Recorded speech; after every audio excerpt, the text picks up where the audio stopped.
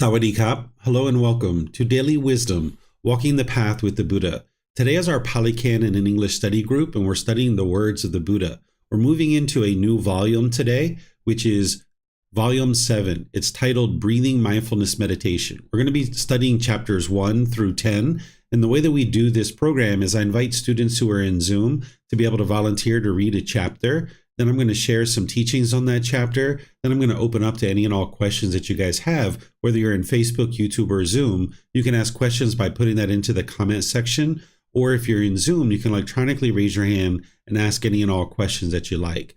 It's through studying the original words of the Buddha that's going to help you to be able to inform your practice and understand what it is that it takes to be able to make your way to this enlightened mental state. So welcome to all of you, whether you're joining for the first time or you're joining regularly. If you'd like to get access to these books, you can go to buddhadailywisdom.com and you can click on free books and you'll see them there so that you could maybe read them before class and or after class to be able to be fully informed so you can get the most benefit out of the class.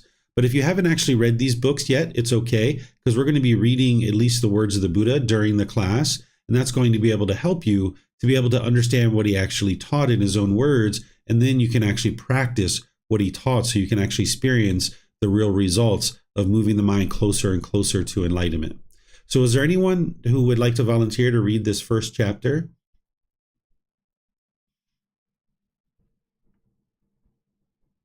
Okay, it looks like Marcy and Samantha. So I'll just take you guys one at a time. Go ahead, Marcy. Thank you, Teacher David. I think I read this one last night too. Monks, mindfulness of breathing, breathing mindfulness meditation, when developed and cultivated, is of great fruit and benefit. And how monks is mindful of breathing, breathing mindfulness meditation, developed and cultivated so that it is of great fruit and benefit. Here, monks, a monk, having gone to the forest, to the foot of a tree, or an empty hut, sits down, having folded his legs crosswise, straightened his body, and set up mindfulness in front of him. Just mindful he breathes in, mindful he breathes out. Breathing in long, he knows I breathe in long. Or breathing out long, he knows I breathe out long. Breathing in short, he knows I breathe in short. Or breathing out short, he knows I breathe out short. He trains thus, experiencing the whole body, I will breathe in. He trains thus, experiencing the whole body, I will breathe out. He trains thus, calming the bodily sensations, I will breathe in. He trains us, calming the bodily sensations, I will breathe out. He trains us, experiencing joy, I will breathe in. He trains thus, experiencing joy, I breathe out. He trains thus, experiencing peacefulness, I will breathe in. He trains us, experiencing peacefulness, I will breathe out. He trains us, experiencing the mental activity, I will breathe in. He trains thus, experiencing the mental activity, I will breathe out. He trains us, calming the mental activity, I will breathe in. He trains us, calming the mental activity, I will breathe out. He trains thus, experiencing the mind, I will breathe in. He trains thus, experiencing the mind, I will breathe out. He trains thus, gladdening the mind, I will breathe in. He trains thus, gladdening the mind, I will breathe out. He trains thus, concentrating the mind, I will breathe in. He trains thus, concentrating the mind, I will breathe out. He trains thus, liberating the mind, I will breathe in. He trains thus, liberating the mind, I will breathe out. He trains thus, reflecting on impermanence, I will breathe in. He trains thus, reflecting on impermanence, I will breathe out. He trains thus, reflecting on fading away, I will breathe in. He trains thus, reflecting on fading away, I will breathe out. He trains thus, reflecting on elimination, I will breathe in. He trains thus, reflecting on elimination, I will breathe out. He trains thus, reflecting on letting go, I will breathe in. He trains thus, reflecting on letting go, I will breathe out. It is, monks, when mindfulness of breathing, breathing mindfulness meditation, is developed and cultivated in this way that is of great fruit and benefit. When, monks, mindfulness of breathing, breathing mindfulness meditation has been developed and cultivated in this way, one of two fruits may be predicted, either final knowledge, wisdom in this very life, or if there is a residual of clinging, the state of a non-returner.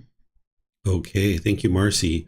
So this is the Buddha setting up to help his students to understand how to do breathing mindfulness meditation and what it actually leads to as benefits. He talks about two benefits here, but these aren't the only two benefits. You're going to see how the Buddha teaches that He oftentimes will have one discourse where he's explaining certain benefits, and then he'll have another discourse that is explaining some more benefits, and another one and another one. So whenever you're learning the teachings of the Buddha, it's important to look at them in their totality and not just look at one isolated discourse and think that these are the only two benefits with breathing mindfulness meditation, because that's not actually true. This is just two particular benefits that he's talking about in this particular discourse. So as we go through here, he's actually talking about setting up for meditation and how to actually meditate. And ultimately, he's going to explain how to do meditation and then the benefits of having done it. So here at the very beginning, he's talking about where you would actually go in order to meditate. So during his lifetime, he would encourage people to go to the forest or a foot of a tree or an empty hut. Where today we might go to a temple, you might go to your bedroom, your living room, a park, or any number of different places. That there's not just, these three places that you would be able to go and meditate. You can actually meditate anywhere that you would like to meditate. I've seen people meditate on a rocking boat before. They're sitting on an engine compartment and the boat's rocking side to side, and we're out in the middle of the big river and people are meditating. So you can really meditate anywhere at any time if you've developed your practice to be able to meditate with the body, the mind, and the breath. And those are the only three things that you actually need. So you are going to need to find different places. You're going to actually need to move your practice around. Whereas if you tend to be meditating in exactly the same place all the time, your mind will have a tendency to grab onto that. It can get attached to it. And now you have an attachment that's formed that your mind is only comfortable meditating in one particular place. So you'd like to make a concerted effort to move your meditation practice around so that you don't even have any attachment or clinging in your actual meditation practice. Here, the Buddha is talking about sitting down to do meditation. There's 4 positions that he taught: seated, lying, standing, and walking. But when you're first starting to teach students, it's typically the seated position that they're learning first. So here he's referring to the seated position. Then he talks about folding the legs. This is something that someone might do, but there's other ways to sit too. This isn't the only way to actually sit, because if everybody was sitting in exactly the same way, that would be permanence, and we know that that's not true, but he's just giving guidance and suggestions of how to actually meditate here. Then he talks about straightening up the body. What he's meaning here, and the reason why he's teaching this, is that by having the upper body erect with the sternum up and the shoulders back, it'll keep the mind attentive and alert during the meditation, because this is a dedicated, active, purposeful training session where you'd like to be eliminating certain unwholesome qualities and cultivating certain wholesome qualities. So you need the mind to be attentive and alert during the meditation. Whereas if you were slouched, you might be dull or lethargic, or if your upper body was real rigid, your mind could be overactive or uptight. So by straightening the upper body, you can have the upper body in the middle where you can keep some attentiveness and alertness to the mind. Then he talks about setting up mindfulness in front of him. This is something that he guides you to do prior to each meditation, because mindfulness is awareness of mind. The opposite of setting up mindfulness in front of you prior to meditating would be to just plop down into meditation and start actually meditating. And in this situation, it's probably going to be 5, 10, 15 minutes before you actually start reaping the benefits of that meditation. But if you can bring some general awareness to the mind as you're easing down into meditation, this will actually really help you to get more benefit out of the meditation itself. This is why I teach chanting, and that's why I do chanting, because this is a great way to be able to develop mindfulness. As you're easing down into the meditation, you get this awareness of mind, awareness of the breath, and ease the mind in the meditation so that you can get more benefit out of the meditation itself. So now, once the mind is mindful and you've set up that mindfulness in front of you, you just breathe in and you breathe out. This is starting to establish the breath in the meditation. And then the Buddha goes on here to say, if the breath is long or if it's short, know that it's long or short. What he's talking about here is it doesn't matter the amount of volume that you have in your lungs in terms of the depth of your breath. What matters is that you focus the mind on the breath itself. It doesn't matter whether it's long or short, just focus the mind on the breath. That's what he's starting you off with at the very beginning of the meditation so that you would understand that. Then as you're meditating, you're going to start experiencing various sensations in the body. And as you start experiencing these various sensations in the body, you would like to calm the bodily sensations where the mind isn't deterred or distracted because of a little itch here or a little scratch there, you would like to just calm those down from within the mind. And as you're doing this, this is training the mind to let go and let go and let go. And because of that, you're going to start noticing that the mind starts to experience this joy and this peacefulness starts to spring up in the mind as you're meditating. Maybe not the first time or the second time, but as you develop your practice more and more, this is what you'll experience. And then you're going to start to experience mental activity. This is the various thoughts and ideas that start going through the mind. And you're going to start being aware of those thoughts and ideas and the various things that are traveling through the mind. And you need to be able to calm that mental activity by bringing your mind back to the breath. That's why he says at the end of each one of these statements that he trains thus, calming the mental activity, I will breathe in. What he means is just keep bringing the mind back to the breath and focus on the breath, because that's what's going to calm the mental activity. And then you'll start experiencing the condition of the mind, that you're going to start not only seeing the feelings and the thoughts and the ideas, and you're calming that down, but you're going to start experiencing the mind, meaning you're going to start experiencing the condition of the mind. And then that's where you would like to uplift the mind and start gladdening the mind. Sometimes when you're in meditation, you might feel dull or lethargic. You'd like to uplift the mind with this gladness in the mind, applying right effort to do that. Then that's where you'll start seeing the concentration or the focus coming into the mind. The mind's going to start becoming more free or liberated because you're training your mind to let go, let go, let go. And then as anything is coming up during your meditation, you would like to always remember that these things are impermanent, not focusing on them and holding on to them and clinging to them, wanting them to be permanent. Instead, just let go. Even if something wholesome comes up, even if like the best idea you've ever had in your entire life comes up during meditation, cut that off and let it go. Clear it out of the mind, because you'll be able to then think about that later. This isn't the time to think about it. It's time to actually cut off and let go. So remember that all these things are impermanent. And then remember that these things are going to fade away because they're impermanent. You need to experience this elimination of this constant activity in the mind. And now you can start training your mind to let go, because you've matured the mind and matured the mind and matured the mind.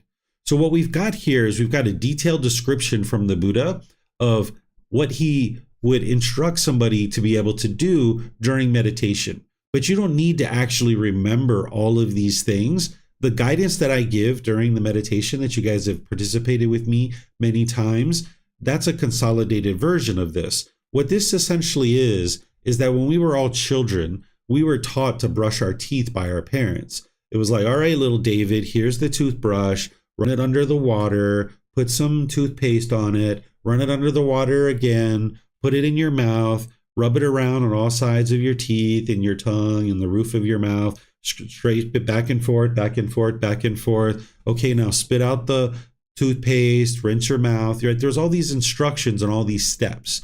But now, because we know those and we've done that so many times, we don't even think about all those steps. We just actually do it. We get the work done.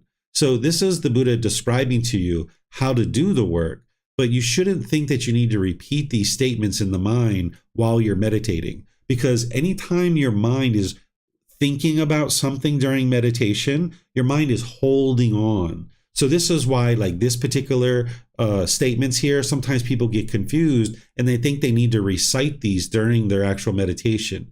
Or they might be doing counting, where they're counting during their meditation. Or here in Thailand, it's very common to do poot, toe, poot, toe. Or you might hear people that are doing things like body scanning, where they're looking at the body. This is the mind holding on to things rather than being trained to actually let go. So while the Buddha is sharing this is something that you learn and you understand that this is what needs to be done during the meditation, but then you just get it done, where you focus on the breath, and anytime the mind moves off the breath, you cut that off and let it go and bring the mind back to the breath. Anytime you see bodily sensations coming up, you calm those. You would like to experience this joy and this peacefulness as it's coming into the mind. Understand it's going to lift up the mind. As you're experiencing this mental activity, calm that down. as you're starting to experience the condition of the mind, you would like to gladden the mind and uplift it. You're going to start to experience concentration, and you'd like to focus the mind on the breath. You're going to start noticing that the mind starts to become more free, and you need to be able to understand that all these experiences that you're having during meditation are impermanent. So these things are all going to fade away and be eliminated. So you need to let them go and just keep coming back to the breath. That's why the Buddha keeps repeating each one of these statements. He says, I will breathe in. He trains thus, reflecting on impermanence. I will breathe out, meaning keep focusing on the breath, even though you're doing these things internally within the mind, not saying the statements, but the mind is mentally doing these things. You keep focusing the mind back on the breath. And then the Buddha says, okay, having developed this meditation and cultivated it in this way, the benefits are that you're either going to get to enlightenment in this very life, because that's what final knowledge is. When you fully understand the path to enlightenment, you fully cultivated wisdom, now the mind is actually enlightened. So this meditation, he's saying it leads to enlightenment, or it leads to the third stage of enlightenment, where an individual would be reborn into the heavenly realm and attain enlightenment from there. They would have eliminated the first 5 fetters and then rebirth in the heavenly realm. So these aren't the only 2 benefits, but these are 2 that he's talking about here. So let me know what questions you guys have. Excuse me, I'm going to sneeze. It hurts to sneeze, so I've been trying to hold it back. Let me know what questions you guys have here about this particular discourse. You can put those into Facebook, YouTube, or Zoom, or you can raise your hand in Zoom and ask any questions that you like. So it looks like Marcy has a question. Go ahead, ma'am. Thank you, Teacher David. Could you explain gladdening of the mind? Like, what exactly is that? Like, how would one experience the gladdening of the mind during meditation? Yeah, this is like uplifting the mind. So if you're in meditation and you notice that your mind goes to like dark thoughts, or it's disgruntled or agitated or feeling dull or lethargic, you'd like to lift it up out of that state and uplift the mind and experience that gladdening of the mind. And this will start to permeate in the mind, and your mind will start being wired like this more and more. So I have noticed that there are particular times during my breathing mindfulness meditation where the mind almost feels like, how would I explain? Illuminated, I guess is a good word. Mm-hmm. And in those moments of illumination, I feel the face of this body will smile, and it's not like a force. It's not anything. It's just like this intense. Not even intense, because that's an incorrect word to use. But this illumination of the mind and a smile just kind of is like a response to it. Is that something that I should be letting go as well? Should I be letting that go, or just stay with that feeling of illumination and keep just focusing on the breath? That sounds like it's unconditioned gladness or unconditioned joy. And that's what you would like to permeate in the mind. So if it's unconditioned joy, unconditioned happiness, you won't be able to cut it off. It's not possible, because there's no condition that's causing it. So even if you tried to cut it off, you wouldn't be able to. So you could try to cut it off, but if it just continues to permeate in the mind, then you'll know that it's unconditioned joy, and you're not going to be able to cut it off. And that's what you would like to do, is gladden the mind, allow that to permeate in the mind. So that's essentially rewiring the mind to experience this gladness all throughout your day. That makes sense now, because I wasn't able to cut it off, and I'm like, what am I doing here?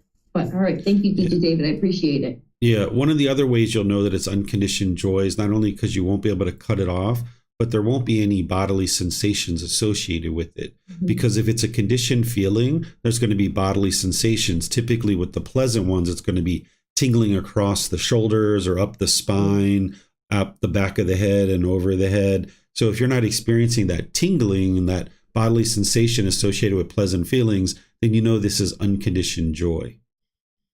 Yeah, it was just a smile that kind of arose on the face. There wasn't any kind of like force or anything to it. So I wasn't, I wasn't clear in the mind. Was that considered a bodily sensation? But I wasn't having any of that tingliness. It was just like this illumination, and a smile arose, and then I was trying to cut it off, and it wasn't going anywhere. It just kind of stayed with me. So at that point, I just kept focusing on the breath and just let it be. Perfect. Yep, that's what you would like to do. Just keep focusing on the breath, because if it's unconditioned joy, unconditioned gladness, it'll just continue to sit there and permeate. There's no condition that's causing it. It's actually occurring because you're getting rid of the pollution. So it's it's being experienced in the mind. Okay, we have a question from Mayu Lee on Facebook. She says, "Teacher, can I think of this as applying the 7 factors of enlightenment to bring the mind to the middle and focus on the breath?"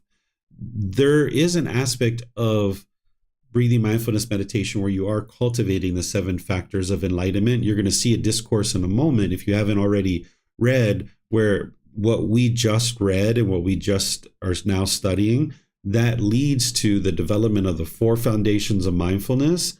And when you develop the 4 foundations of mindfulness, that leads to the development of the 7 factors of enlightenment, where you're now practicing that. So the answer to your question is yes, but you need to go through the development of the 4 foundations of mindfulness to be able to then cultivate the 7 factors of enlightenment. So we're going to talk about this in more depth here in a moment, Mayu Lee. Okay, it looks like Alberto has a question. Go ahead, sir. Hi, David. I think I struggle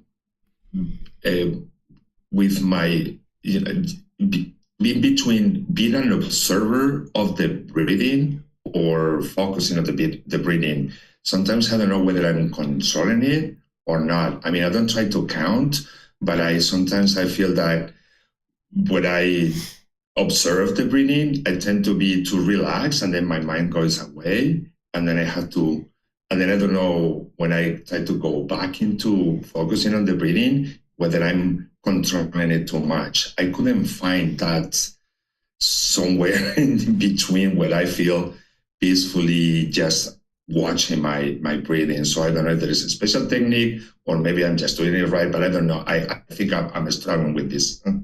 Yeah, you might need to do some breathing outside of meditation, where you just sit there with your eyes open, not necessarily doing anything with the mind, but just working on developing a nice, natural, steady, consistent breath.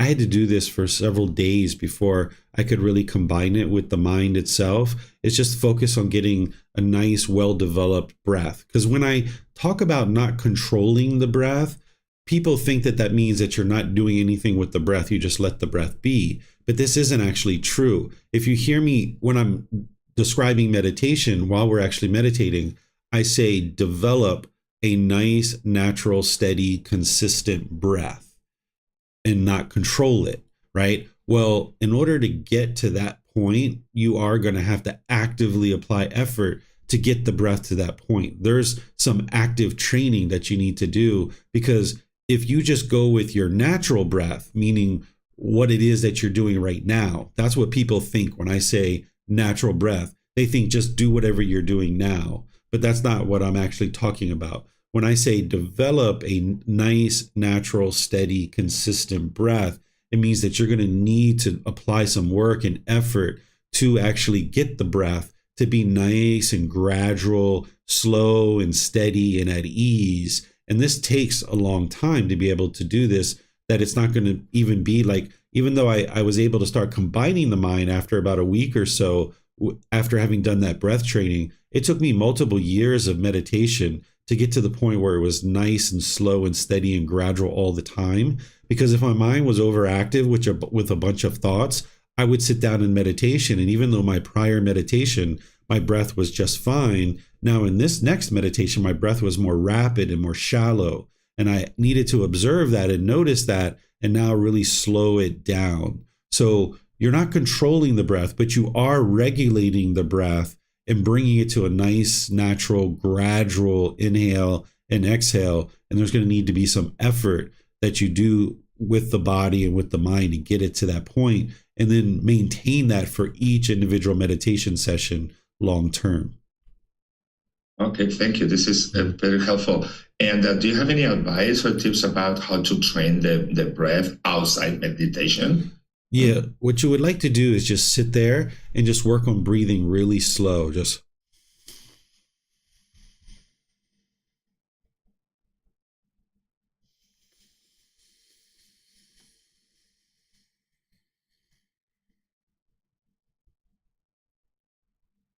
you might do that with your eyes open, and my nose is pretty stuffed up right now, so I think you guys could actually hear that. Could you hear that, Alberto? Mhm. You could? Yeah. Yes. So you would like that nice, gradual breath. The volume of each person's breath is going to be different because our lungs are going to be different, but the pace at which we breathe can be somewhat similar, where it's that nice, slow, gradual pace. And when you're taking that nice inhale, then there's going to be like a gap as you're transitioning to the exhale. And that's okay to focus on that gap for a couple of seconds and be comfortable with no breathing whatsoever. And then nice, slow, gradual exhale. And when you get to the bottom of that exhale, there's another gap there before you actually start breathing in again. So you're going to need to work with the breath in probably only 3, 5, 10 minutes. And then maybe you start doing some meditation, or maybe not. Maybe you just do some breath training where you just kind of work on breathing nice and slow, nice and gradual. And you're going to need to remind yourself about this in meditation, because even though you might practice like this on your own without the meditation, every once in a while you're going to notice you've got something in your mind that the mind's churning and spinning, and you're going to be in meditation 5, 10 minutes into it, and you're like, oh my goodness, my breath is like way too fast here. I got to slow this down. So you got to learn how to really slow the breath down and be comfortable with that. Because when you're focusing your mind on the breath, if your breath is really rapid and shallow, your thoughts are going to be your mind's going to be bombarded with thoughts, lots of rapid thoughts. But if you can slow the breath down, and now your mind is fixated to the breath, it'll slow the mind down as well. Okay, thank you very much. You're welcome. All right, so it looks like Vibhav has a question. Thank you, David. My question is kind of related to Alberto, like your answer to it. When I started meditating, like in the last 6 months or so, I think in the beginning they trying to focus on the breath, like to the point where it seemed that you can understand where the breath is going in and out of your nostril, or you can hear the sound and focus on that one point. It's a very intense exercise in the beginning, so that you really feel the focus of the mind on that particular, try to get to that particular point. Mm-hmm. And then it takes about 10, 15, 20 minutes before the mind kind of becomes stable enough to then ease into have a natural, what you describe as a natural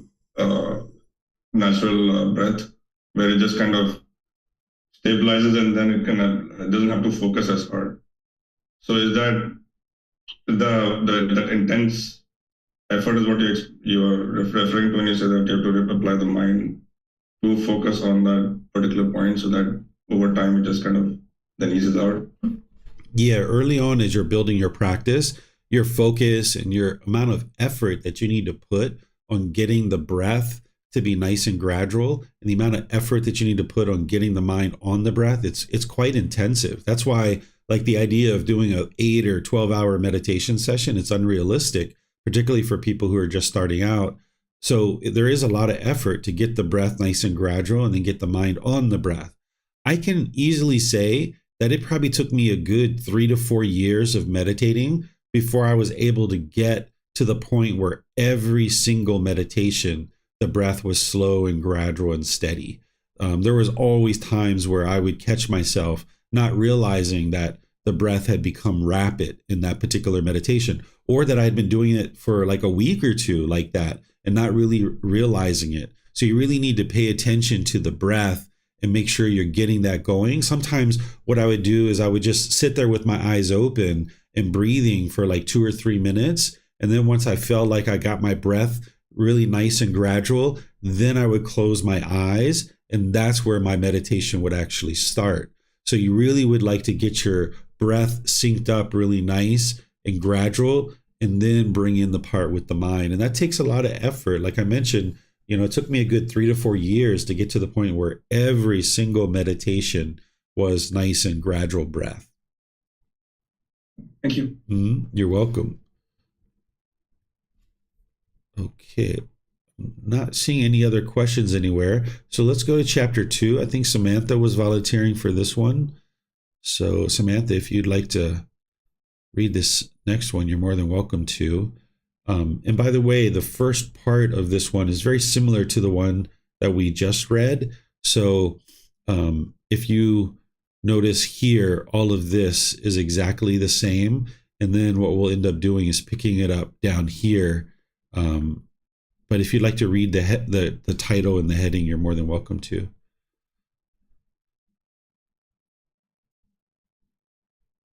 Seven predicted fruits and benefits of breathing mindfulness meditation. Okay. Do you want me to go to the bottom or do this? Okay. Okay, we'll do this one. Yep. Okay. Maybe this paragraph right here. All right. What are the seven fruits and benefits? 1, one attains final knowledge, wisdom early in this very life. 2, if one does not attain final knowledge early in this very life, then one attains final knowledge at the time of death. 3, if one does not attain final knowledge early in this very life or at the time of death, then with the complete destruction of the 5 lower fetters, one becomes an attainer of nibbana between one life and the next. 4, if one does not attain final knowledge early in this very life or at the time of death, or become an attainer of nibbana between one life and the next, then with the complete destruction of the lower 5 fetters, one becomes an attainer of nibbana upon landing. 5, if one does not attain final knowledge early in this very life or at the time of death, or become an attainer of nibbana between one life and the next, or become an attainer of nibbana upon landing, then with the complete destruction of the lower 5 fetters, one becomes an attainer of nibbana without extra effort. 6, if one does not attain final knowledge early in this very life or at the time of death, or become an attainer of nibbana between one life and the next, or become an attainer of nibbana upon landing, or become an attainer of nibbana without extra effort, then with the complete destruction of the 5 lower fetters, one becomes an attainer of nibbana with extra effort. 7, if one does not attain final knowledge early in this very life or at the time of death, or become an attainer of nibbana between one life and the next, or become an attainer of nibbana upon landing, or become an attainer of nibbana without extra effort, or become an attainer of nibbana with extra effort, then with the complete destruction of the 5 lower fetters, one becomes one bound upstream, heading towards the heavenly realm. One monk's mindfulness of breathing has been developed and cultivated in this way. These 7 fruits and benefits may be predicted. Okay, thank you, Samantha. So here, the first part of this discourse is what we just read in chapter 1, where the Buddha is guiding his students in meditation in the exact same way that he did previously. And then he describes the 7 types of benefits that one could experience as a result of training their mind with breathing mindfulness meditation. So that previous discourse, while it had 2 fruits and benefits, here he's adding these, which at least one of them is the same. But you can see here some additional benefits, that it's not just that you get to enlightenment or that you would just get to the 3rd stage of enlightenment, which is what we saw in the first discourse. And that's what we see here with number 1. This is him talking about getting to enlightenment. And then also down here, he's talking about getting to the 3rd stage of enlightenment. But now he's describing these other potential things that could occur as benefits of training the mind with breathing mindfulness meditation, that one could get to enlightenment at the time of death, that one could get to enlightenment between one life and the next, that the mind hasn't actually found the next existence, but it can experience enlightenment in that interim period. Or an individual could experience enlightenment upon landing, meaning getting into that next life. Like maybe you might think about like a miscarriage or a being that is born and then maybe 2 months later they end up dying, they could actually get to enlightenment right upon landing into that new life. And now maybe for one reason or another, they actually get to enlightenment, and ultimately maybe the body didn't have what it needed to sustain life, but nonetheless, they actually got to enlightenment. This is where you can see that these things aren't necessarily a tragedy when there's a miscarriage or individual being dies early in life. This could actually be that being getting to enlightenment, and then the body just couldn't sustain life for one reason or the other. So this is another option, that upon landing into that new life, one could actually attain enlightenment as well. And then the next one here is where now that a being has been reborn, that they get to enlightenment without extra effort. What this would be is somebody who's trained their mind in a previous life, and now those residual memories are coming into this next life. And because they have so much residual memories from their previous life, that there wasn't a whole lot of effort for them to get to enlightenment. There's some people who can actually make their way to enlightenment studying the actual true teachings with a guide and with a teacher within a matter of a few years, where another person might take a much longer, which is what the Buddha is talking about here in number 6, that both of these individuals are the same, and that they've eliminated the 5 lower fetters in their previous life, but because there wasn't as much residual memories that came over from those previous lives, this person actually took extra effort to be able to get to enlightenment. It might have had a much longer journey to be able to get to enlightenment. And then the 7th one here is where the Buddha is talking about one being reborn in the heavenly realm, and then they will get to enlightenment from there as well. And these are the 7 fruits and benefits that can be predicted. Essentially, the 7 different ways that somebody could potentially make their way to enlightenment based on having done breathing mindfulness meditation, eliminated the 5 lower fetters, or in other cases, you can see they would have eliminated all the fetters because they got to final knowledge. Let me know what questions you guys have here. It looks like Vibhav has a question. Go ahead, sir. Thank you, David. I just had a question on the attaining nibbana between one life and the next. That is not clear to me. Yeah, so there's an interim period. You don't actually die and get reborn right away, like some people think. You can have an elongated period during that time frame. I've seen 500, even 2,000 years between lives that can occur. So in that period of time, all we've got is a consciousness. All we've got is a mind. And now this mind on its own, having learned in a previous life the teachings, it can actually get to enlightenment in that time frame, that interim. So can we think of this as the mind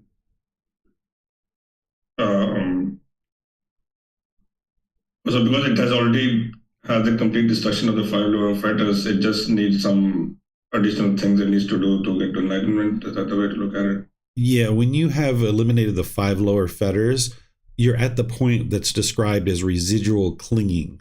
There's some kind of minor residual clinging at that point. When you're in the 3rd stage of enlightenment, you'll get discontent about once every 3 months, once every 6 months. It's very infrequent and it's very insignificant when it happens. It's usually like 3 seconds or 5 seconds. And right away, the mind cuts it off and lets it go. And the mind's restored right back to its peacefulness and its joy. So there's just like this little bit of residual clinging that's still sticking around. It's kind of like there's a little bit of dust in the corners that hasn't quite been cleaned up yet.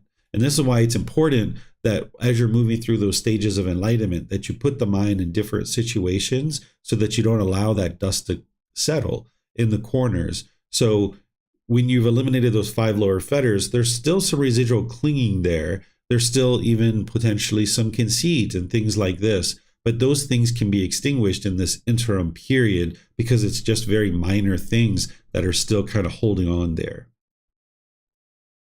Again, I don't think we've asked this before, but like the period between 2 different births, or even going to a different realm, and there's a few hundred years, you said, like where does the consciousness and mind actually live at that point?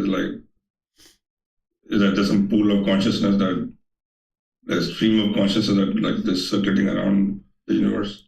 I have very minimal understanding of that. I don't have very much memories of that interim period.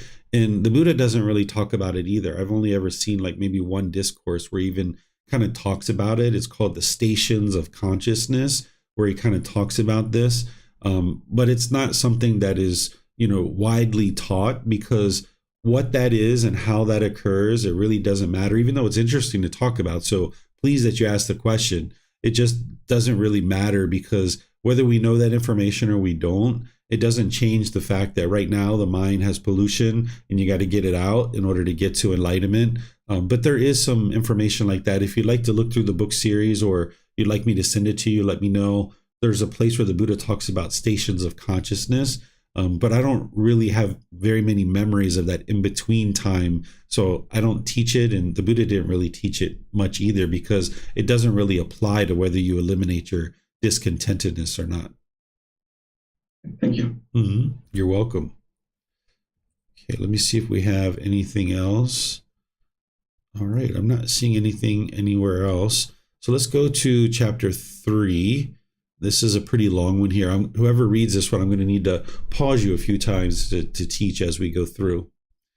Okay, it looks like Vibhav would like to read. Go ahead, sir. Cultivating mindfulness of breathing fulfills 4 foundations of mindfulness, 7 factors of enlightenment, true wisdom, and liberation. There is, monks, one thing which, when developed and cultivated, fulfills 4 things, and 4 things which, when developed and cultivated, fulfill 7 things, and 7 things which, when developed and cultivated, fulfill 2 things. Concentration by mindfulness of breathing mindfulness meditation, monks, is the one thing which, when developed and cultivated, fulfills the 4 foundations of mindfulness. The 4 foundations of mindfulness, when developed and cultivated, fulfill the 7 factors of enlightenment.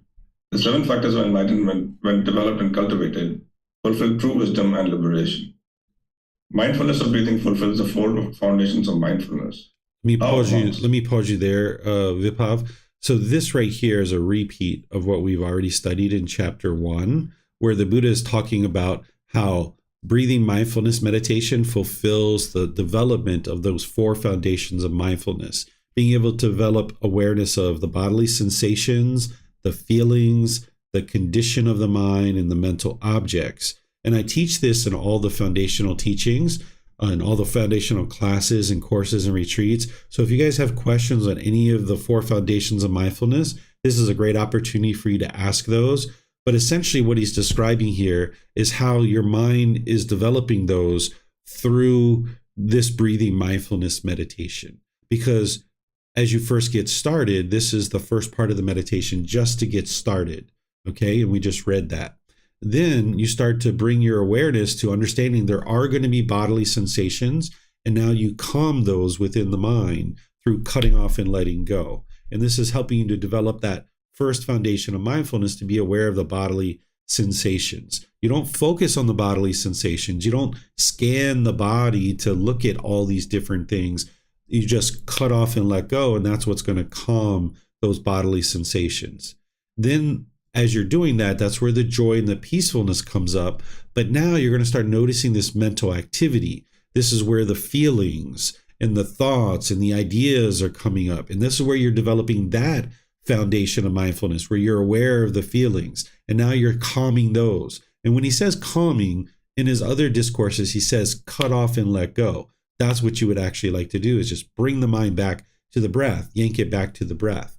Then when you're experiencing the mind, that's developing that third foundation of mindfulness, which is experiencing the condition of the mind. And no matter what the condition is, you would like to be gladdening the mind, uplifting the mind. Then as you're doing this, this is where the mind's going to now start to be concentrated and focused more and more and more. And then this is where you're going to start experiencing certain mental objects. You're going to start seeing the personal existence view, the doubt, the wrong behavior and observances, the sensual desire, the ill will, the desire for form, desire for formless, conceit, restlessness, and ignorance. These are the 10 fetters. You're going to start noticing those symptoms. If you haven't studied the 10 fetters yet, when you get to that point, you'll be able to notice those mental objects, not only during meditation, but outside of meditation too. And that's where you're starting to liberate the mind from all of these mental objects, because now you have awareness of those mental objects and you're letting go and letting go and letting go. So now, having developed the breathing mindfulness meditation that leads to the development of the 4 foundations of mindfulness, you now get to this next piece, which this is just repeating all of these things over and over. And this is something we haven't read yet. Vibhav. 4 foundations of mindfulness fulfill the 7 factors of enlightenment. And how monks are the 4 foundations of mindfulness developed and cultivated so that they fulfill the 7 factors of enlightenment. Whenever a monk resides reflecting on the body as body, on that occasion, unmuddled mindfulness is established in that monk. Whenever unmuddled mindfulness has been established in a monk, on that occasion, the enlightenment factor of mindfulness is aroused by the monk. On that occasion, the monk develops the enlightenment factor of mindfulness. On that occasion, the enlightenment factor of mindfulness goes to fulfillment by development in the monk. Reciting this mindfully, he penetrates that teaching with wisdom, examines it, makes an investigation of it. Whenever a monk reciting this mindfully penetrates that teaching with wisdom, examines it, makes an investigation of it, on that occasion, the enlightenment factor of investigation is aroused by the monk. On that occasion, the monk develops the enlightenment factor of investigation. On that occasion, the enlightenment factor of investigation goes to fulfillment by development in the monk. When he penetrates the teaching with wisdom, examines it, makes an investigation of it, his energy is aroused without slackening. Whenever a monk's energy is aroused without slackening as he penetrates the teaching with wisdom, examines it, makes an investigation of it. On that occasion, the enlightenment factor of energy is aroused by the monk. On that occasion, the monk develops the enlightenment factor of energy. On that occasion, the enlightenment factor of energy goes to fulfillment by development in the monk. When his energy is aroused, there arises in him joy. Whenever joy arises in a monk, whose vitality is aroused, on that occasion, the enlightenment factor of joy is aroused by the monk. On that occasion, the monk develops the enlightenment factor of joy. On that occasion, the enlightenment factor of joy goes to fulfillment by development in the monk. For one whose mind is uplifted by joy, the body becomes tranquil and the mind becomes tranquil. Whenever the body becomes tranquil and the mind becomes tranquil in a monk whose mind is uplifted by joy, on that occasion, the enlightenment factor of tranquility is aroused by the monk. On that occasion, the monk develops the enlightenment factor of tranquility. On that occasion, the enlightenment factor of tranquility goes to fulfillment by development in that monk. For one whose body is tranquil and who is joyful, the mind becomes concentrated. Whenever the mind becomes concentrated in a monk whose body is tranquil and who is joyful, on that occasion, the enlightenment factor of concentration is aroused by the monk. On that occasion, the monk develops the enlightenment factor of concentration. On that occasion, the enlightenment factor of concentration goes to fulfillment by development in the monk. He becomes one who closely looks on with equanimity at the mind thus concentrated. Whenever a monk becomes one who closely looks on with equanimity at the mind thus concentrated. On that occasion, the enlightenment factor of equanimity is aroused by the monk. On that occasion, the monk develops the enlightenment factor of equanimity. On that occasion, the enlightenment factor of equanimity goes to fulfillment by development in the monk. Whenever a monk resides reflecting on feelings as feelings, mind is mind, mental objects as mental objects. On that occasion, unmuddled mindfulness is established in the monk. Whenever unmuddled mindfulness has been established in the monk, on that occasion, the enlightenment factor of mindfulness is aroused by the monk. On that occasion, the monk develops the enlightenment factor of mindfulness. On that occasion, the enlightenment factor of mindfulness goes to fulfillment by development in the monk. The remaining 3 foundations of mindfulness should be elaborated as in the case of the first foundation of mindfulness. He becomes one who closely looks on with equanimity as the mind thus concentrated.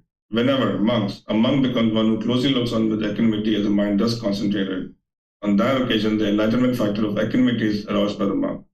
On that occasion, the monk develops the enlightenment factor of equanimity. On that occasion, the enlightenment factor of equanimity goes to fulfillment by developing the monk. It is monks, when the 4 foundations of mindfulness are developed and cultivated in this way, that they fulfill the 7 factors of enlightenment. Okay, so let me teach this and then we'll move on to the next piece. So once the four foundations of mindfulness are developed, where you have awareness of the bodily sensations, awareness of the feelings, the condition of the mind, and the mental objects, this is where you can start developing the 7 factors of enlightenment. These are tools to fine-tune the mind and bring it either out of a sluggish condition or out of an excited condition. Sometimes because of the term here, the 7 factors of enlightenment, people think that this is what determines whether you are enlightened or you aren't enlightened. But instead, what this is it's a tool to fine-tune the mind. That the first foundation or the first factor of enlightenment is mindfulness, which is the same mindfulness from the Eightfold Path. You would like to develop that mindfulness or awareness of mind, because then whenever the mind is sluggish, you can start investigating the teachings, because that's the opposite of what the mind wants to do. When the mind's dull and lethargic and complacent, it doesn't want to investigate the teachings. It's not interested in coming to the temple or coming to class online or reading a book or whatever else it might be. The mind kind of pushes those things away. So you would like to arise this effort to be able to move towards investigation of the teachings, to lift that mind out of that sluggish condition. Because if you leave it down there in that sluggish condition, the mind just stays wired that way. So you would like to lift it up as soon as possible so it doesn't dwell down in that sluggish condition, because otherwise it just stays wired that way. And now when you start investigating the teachings and you start seeing the answers to the very questions that you've had for so many years in your life and in so many years before this life, that now this energy starts to arise in the mind.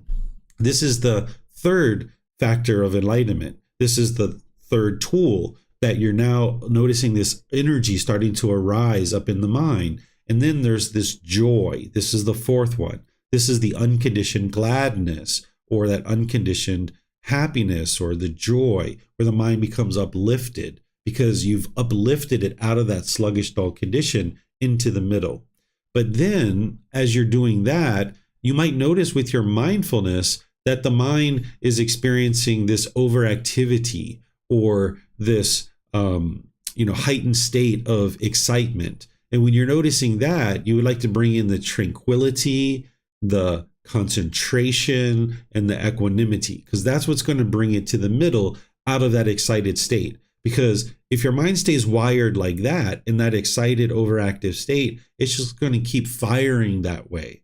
So you might notice that you tend to live on one side of this. You might tend to stay in the dull, lethargic state more frequently, or you might notice that you tend to stay in that high and uplifted state. And some people think that that's what you're actually shooting for, but that's not actually what you're shooting for with your mind bouncing all over the place.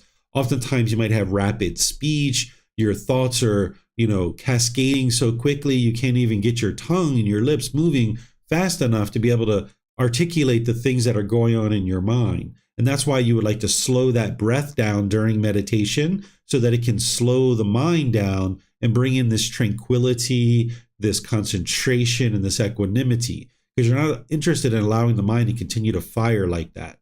So whenever you notice with your mindfulness that the mind is dull or lethargic, you bring in the investigation, the energy, and the joy. Whenever you notice the mind is overactive or excited, you bring in the tranquility, the concentration, and the equanimity. And now the mind can stay in that middle longer and longer and longer. And this is one of the analogies I use with the wood and the steel rod, that when you grind that steel rod and the wood back and forth, initially it's going to bounce around a lot.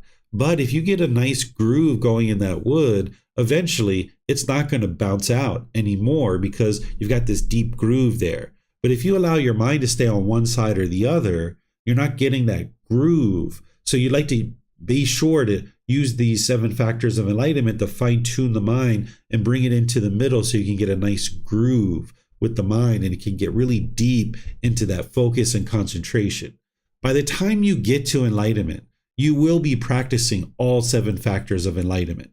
On your way to enlightenment, you're going to need to invoke the various factors that you need at any given time to bring the mind to the middle. You should always be practicing mindfulness. You should always be practicing that from the moment you're first starting to wake up, all day long, and as you're going to sleep at night, so that as your thoughts might try to invade the mind, you can take action to fix it.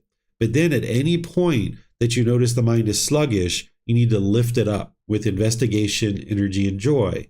And where you notice it's excited and overactive, bring it to the middle with the tranquility, the concentration, and the equanimity. And then keep it there for longer and longer periods, and eventually it won't ever pop out. Okay? So now let's go to this part, Vibhav. 7 factors of enlightenment fulfill true wisdom and liberation. How monks are the 7 factors of enlightenment developed and cultivated so that they fulfill true wisdom and liberation. Here, a monk develops the enlightenment factor of mindfulness, which is based upon seclusion, freedom from strong feelings, and elimination, maturing and release. He develops the enlightenment factor of investigation, which is based upon seclusion, freedom from strong feelings, and elimination, maturing and release. He develops the enlightenment factor of energy, which is based upon seclusion, freedom from strong feelings, and elimination, maturing and release. He develops the enlightenment factor of joy, which is based upon seclusion, freedom from strong feelings, and elimination, maturing and release. He develops the enlightenment factor for tranquility, which is based upon seclusion, freedom from strong feelings, and elimination, maturing and release. He develops the enlightenment factor of concentration, which is based upon seclusion, freedom from strong feelings, and elimination, maturing and release. He develops the enlightenment factor of equanimity, which is based upon seclusion, freedom from strong feelings, and elimination, maturing and release. It is, monks, when the 7 factors of enlightenment are developed and cultivated in this way, that they fulfill true wisdom and liberation. Okay, thank you, Vibhav. So now, having developed a meditation practice, which is going to help you to develop the 4 foundations of mindfulness, being aware of the bodily sensations, the feelings, the condition of the mind, and the mental objects.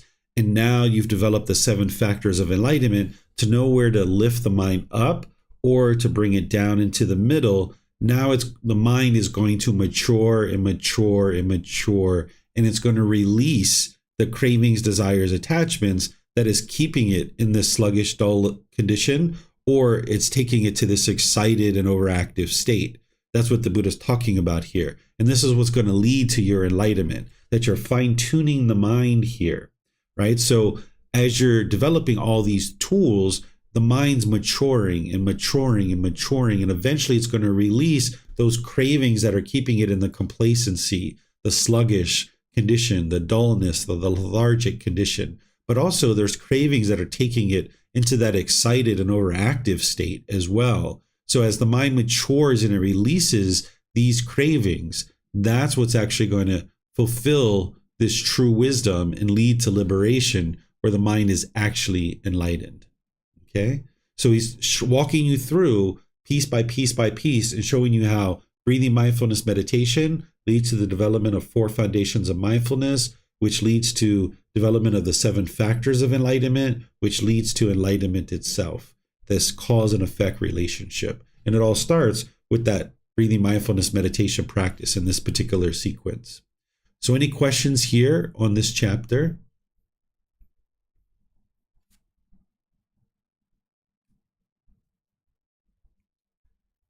Okay, it looks like we have some questions coming in on Facebook.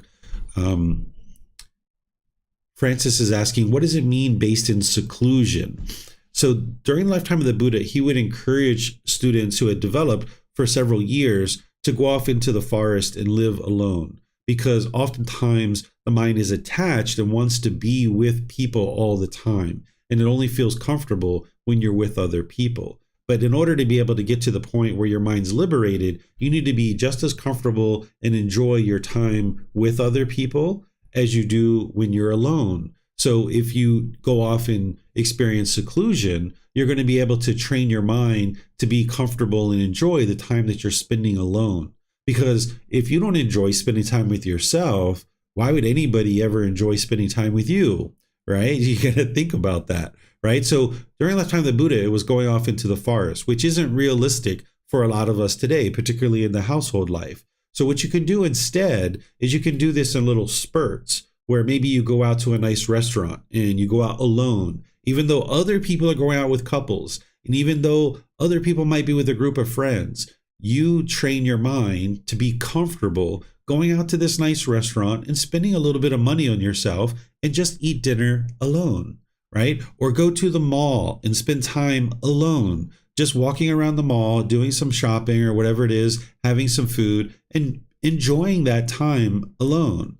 And then maybe even going on holiday or vacation alone, where you travel all by yourself. You don't need somebody there with you, whether it's for a few days or a few weeks. You can learn to be alone and be comfortable with that alone time, because oftentimes people aren't comfortable with that.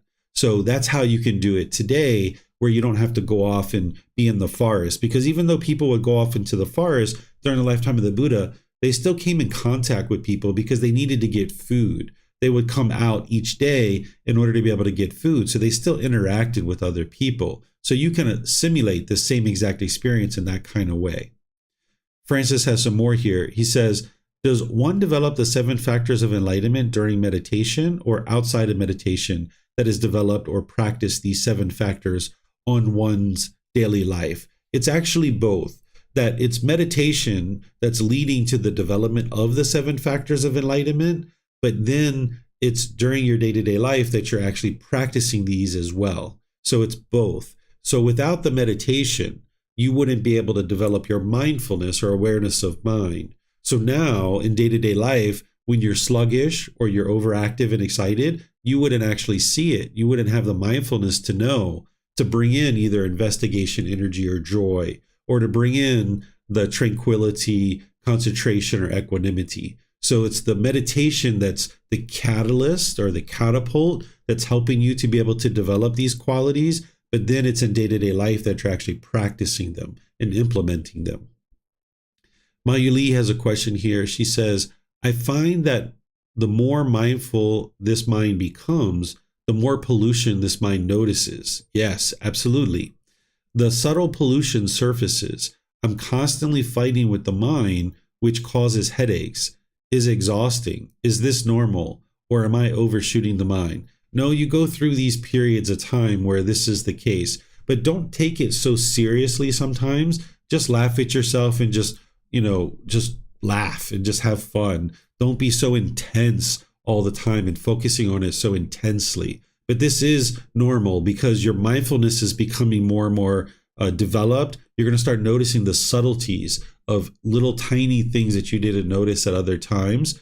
But don't take it so seriously and look at it such a big daunting task. Instead, just be like, oh, wow, I did never noticed that before. I'm going to need to get to that. Excellent. I'm glad I've seen that.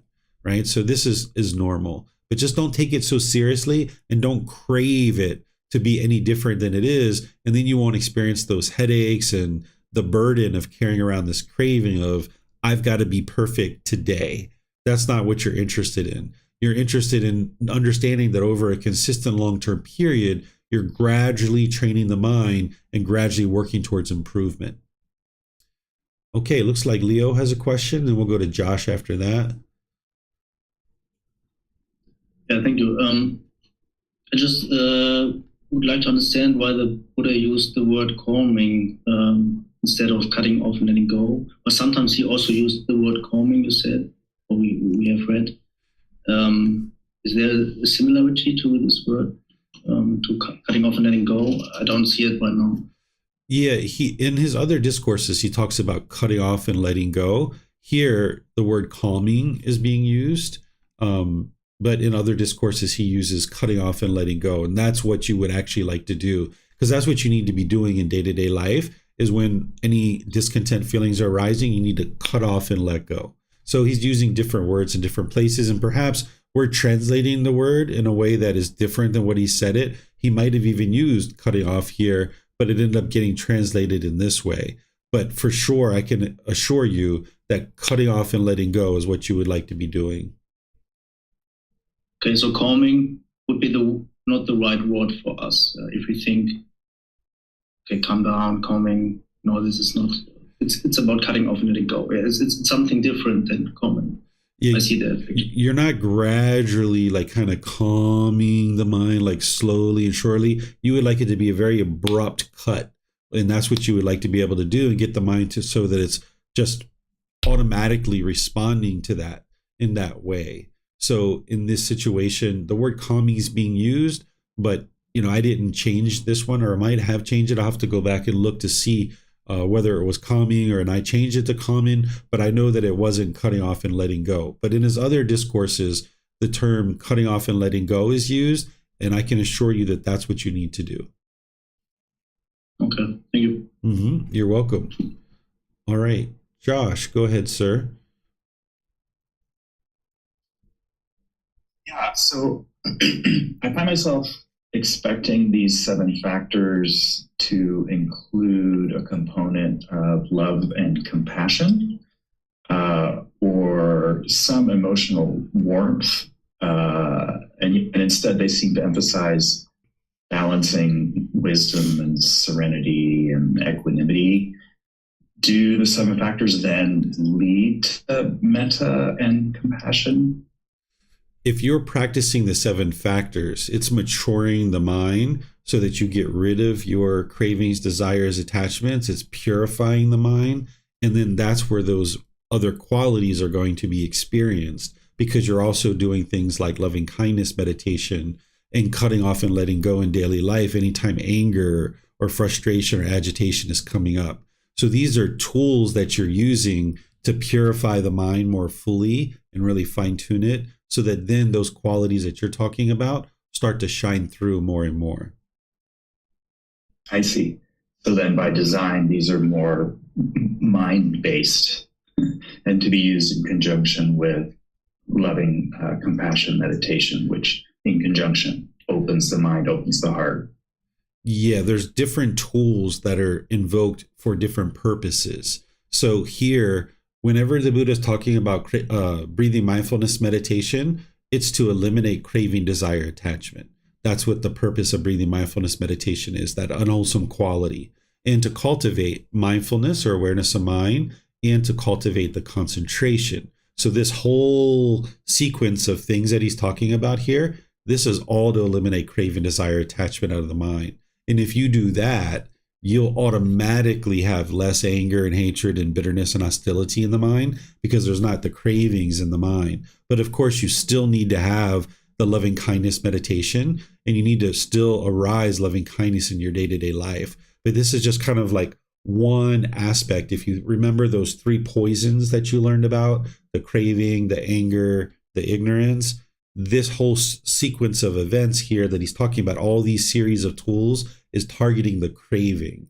And then in terms of targeting the anger and getting that out, it's the loving kindness meditation and practicing loving kindness in day-to-day life. And these things are essentially getting to the same result, which is a purified mind, but there's multiple aspects of the mind that need to be purified. You can't just do one thing, and all the different tools aren't incorporated at the exact same time.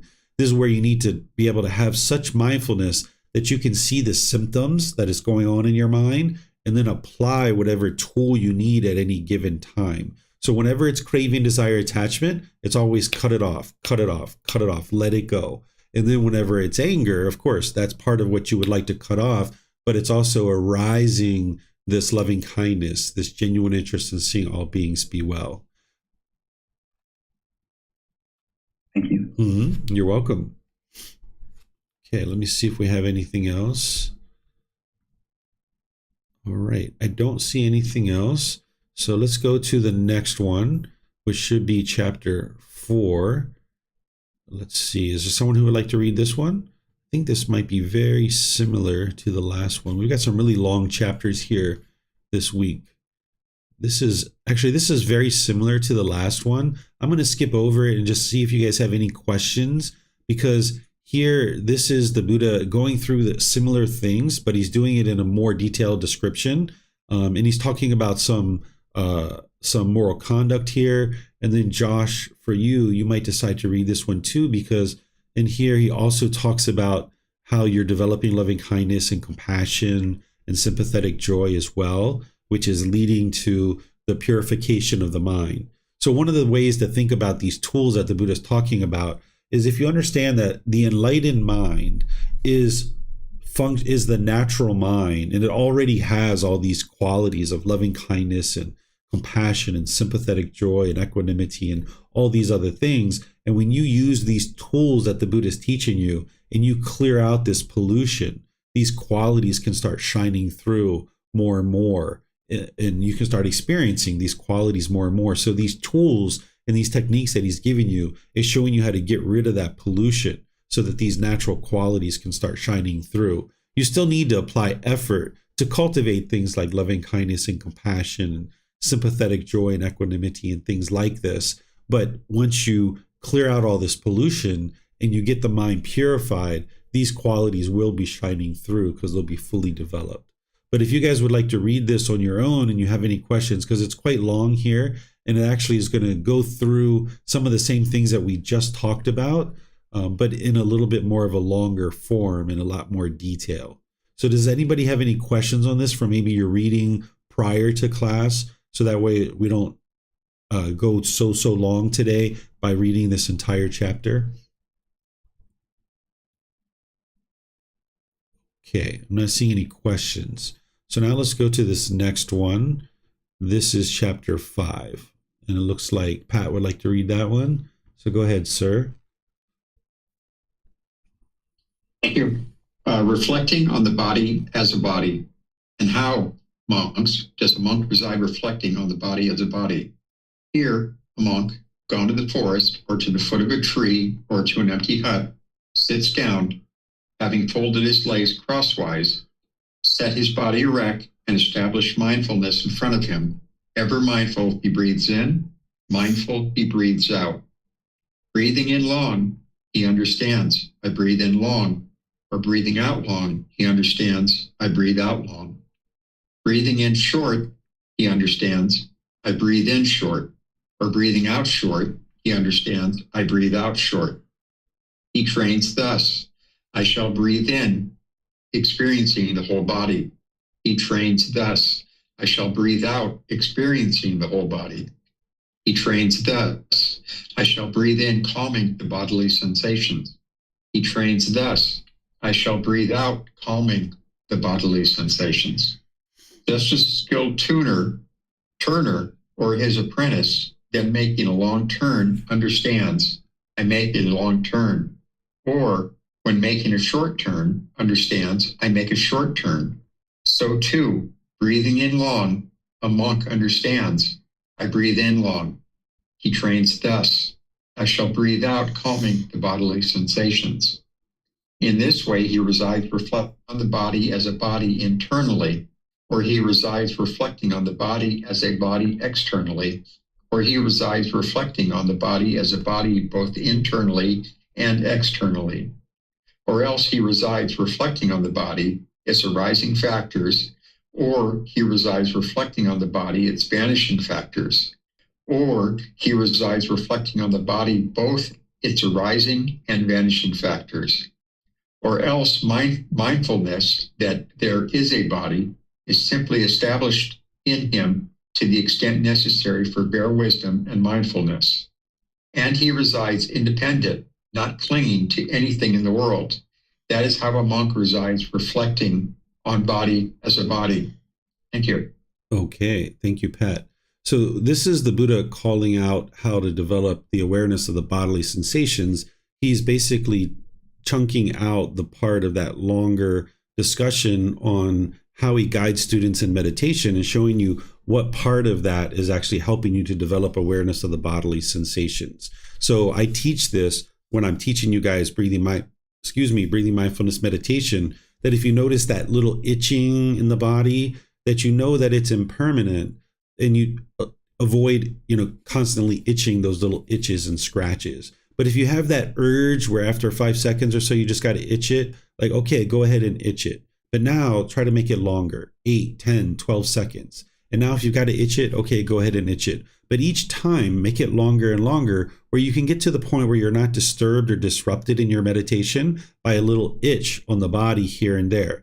That you know that the itch is there, perhaps, but it arises, it changes, and it fades away.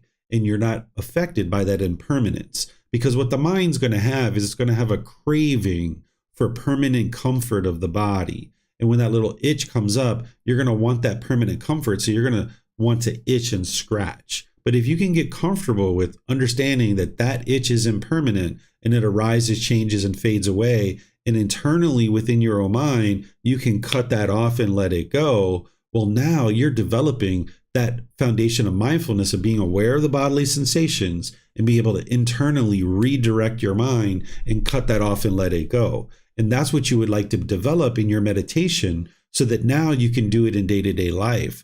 That when you're noticing these bodily sensations associated with some craving, desire, attachment that's getting triggered, and you're noticing the chest is tightening, the throat is tightening, the face is getting hot, the head pressure and the skull is getting more and more strong, that's that early warning system alerting you that you're about to get upset, you're about to get angry or frustrated, and you can cut that off and let it go. And that's what will rewire your mind, where you're not allowing the mind to form this conditioned feeling, but instead you're reverting the mind. So that bodily sensations are the mind saying, I'm about to form a conditioned feeling.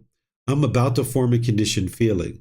I'm about to form a conditioned feeling. I'm about to form a conditioned feeling here. And you're like, nope, I'm not going to let you do that. Sorry, you're not going to get that. And now when you cut that off, the mind can get to the point where it's not forming its feelings based on some external thing. And even though there's no secret to meditation or there's no secret to the path to enlightenment, the real key to focus in on is the conditioned pleasant feelings. It makes complete sense to you to cut off your anger and your sadness and frustration, the guilt, the shame, the fear, the stress, the anxiety, the loneliness, the boredom. It makes complete sense to do that. But these conditioned pleasant feelings of happiness, excitement, elation, thrill, exhilaration, euphoria, you need to get ahead of the curve and cut those off. If you're not cutting those off, then the painful feelings are waiting for you right around the corner. Because if you get so happy that it's sunny outside and you allow the mind to form that conditioned feeling, that means when it rains, you're going to get sad. And maybe you cut off the sad feeling, but you still experienced it because of that pleasant one, that you allowed the mind to get that.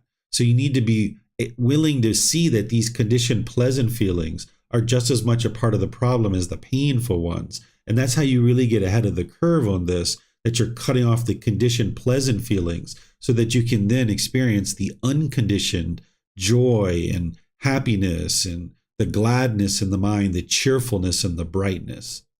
Then the Buddha is giving this analogy here where he's talking about just like an apprentice understands this turning, this long turning and this short turning, you need to be able to understand that the breath is either long or short and that you can calm these bodily sensations. You need to be able to see those bodily sensations and cut them off and let them go, not allowing the mind to be affected by them.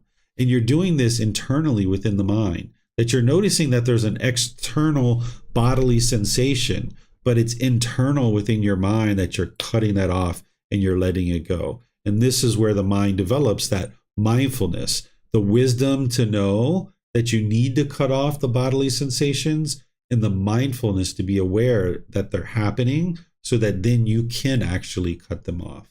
And then more and more, you get to the point where you're not clinging to anything in this world.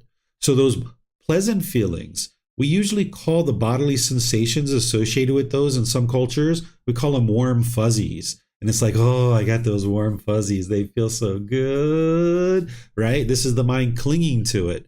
You would like to get to the point where, no, you know that that's unwise to allow the mind to experience that and cut that off so that you can get to the unconditioned joy.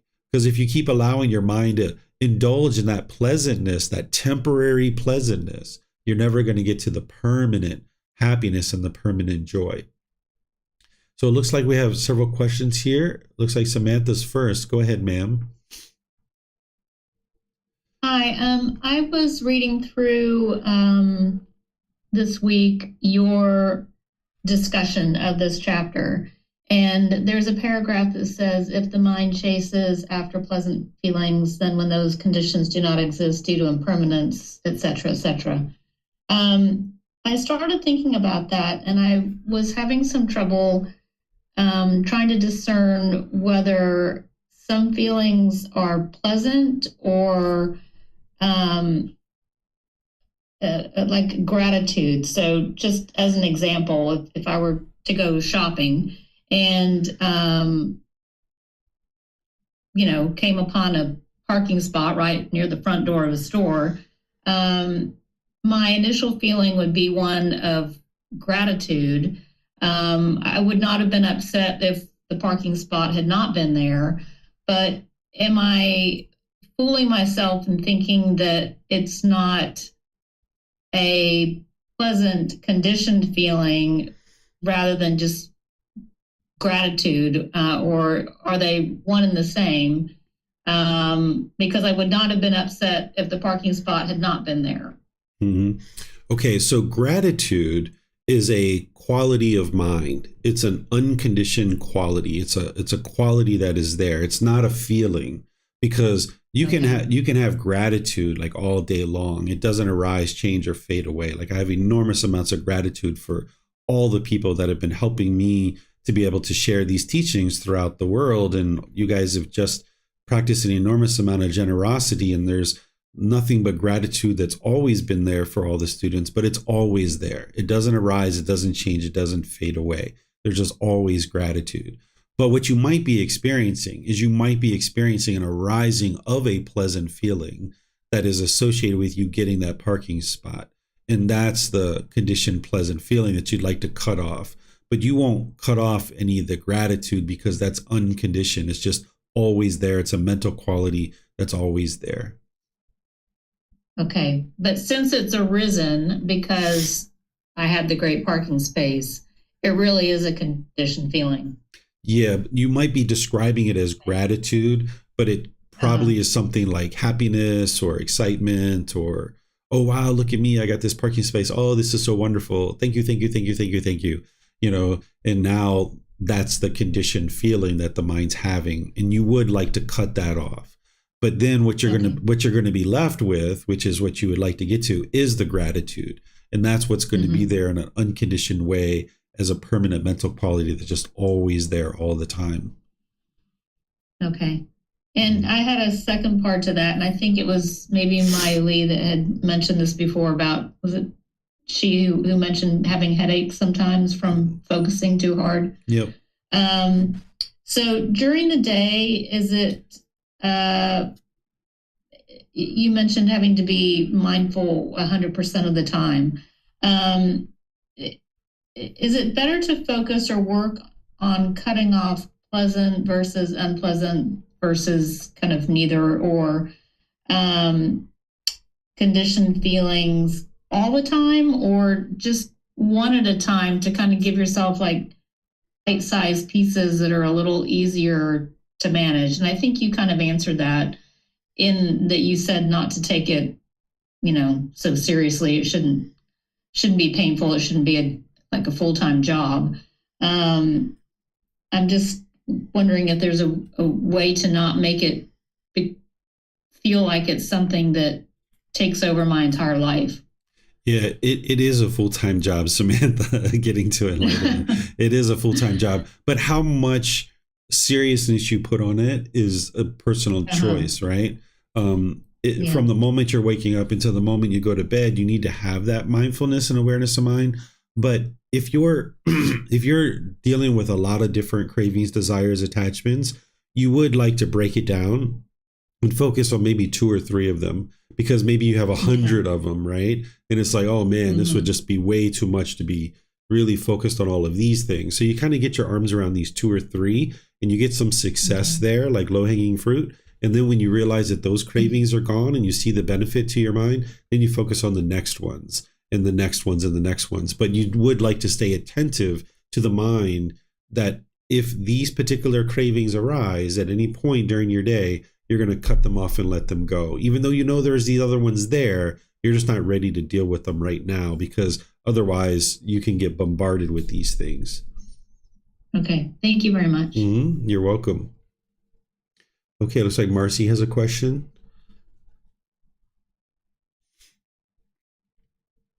Thank you, Teacher David. So in my morning meditation, my female cat likes to come and kind of keeps tapping me in the nose. And during my meditation, what I do is I just let it go and just don't pay any attention in doing that. So, but my question is I know she's doing it because she wants me to get up and feed her. So when the Buddha talks about setting up mindfulness, I know he says setting up awareness of the mind, getting the body prepared. You might want to empty the bladder, do these things. Would meeting her craving to be fed prior to going into meditation, would that be considered setting up mindfulness? Or should I continue to just say, let her keep trying to, tap me in the face and just keep doing the meditation through that? What would you recommend?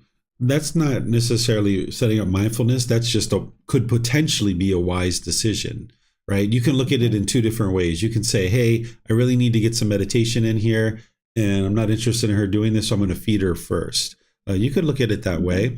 Another way you could look at it is say, hey, no, this is actually helping me in my meditation because it's requiring me to stay more focused or more concentrated, and it's requiring my cat to let go of her craving of me to always be feeding her at a particular time, which is going to help her get to a better existence in her next life. So it depends on how you look at it, and each day you might do that a little bit differently.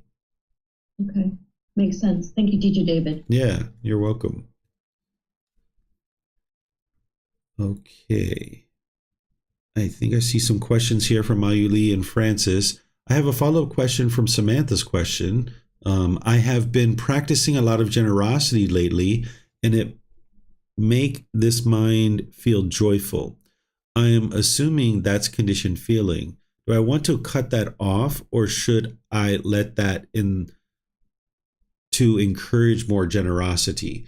You're not interested in conditioned happiness related to generosity, because then when you're not practicing generosity, you'll feel sad or frustrated.